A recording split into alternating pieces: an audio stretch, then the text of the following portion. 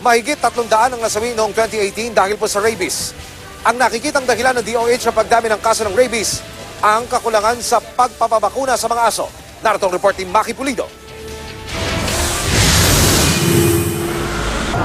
Namamahalan si Aisa sa singil ng private hospital kaya sa San Lazaro Hospital siya nagpunta kung saan mas mura o kaya'y libre ang rabies vaccine. Wala namang problema kung generic siya or anong brand. Importante yung bakuna ng bata. Dito sa San Lazaro Hospital, mula 50 noong 2016, umakyat sa 64 ang bilang ng mga namatay sa rabies noong 2017. This is snowball effect of the negative impact brought about by Dengvaxia.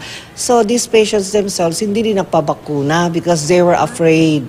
Sa tala ng Department of Health, 301 ang namatay dahil sa rabies sa buong Pilipinas noong 2018. Pinakamataas sa nakalipas na 18 taon. Isa sa mga kadahilanan din po nito ay yung kakulangan po ng pagbabakuna para doon sa mga aso.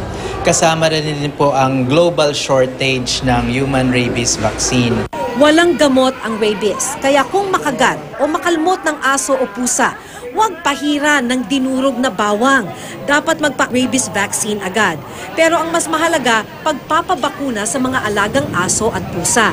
Kaya libreng rabies vaccine para sa mga alagang hayop ang isinagawa sa paglulunsad ng Anti-Rabies Month sa Manila. Pero sana lang daw, sabi ng animal rescuer na si Jenny, mas madalas ang programang libreng bakuna. Hindi po siya laging may ganito.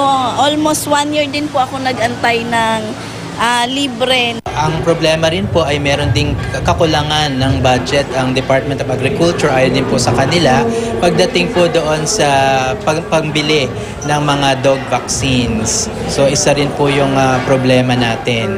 Dapat daw tandaan, dapat maturukan ng anti-rabies ang alagang aso at pusa minsan sa isang taon. Maki Pulido, GMA News.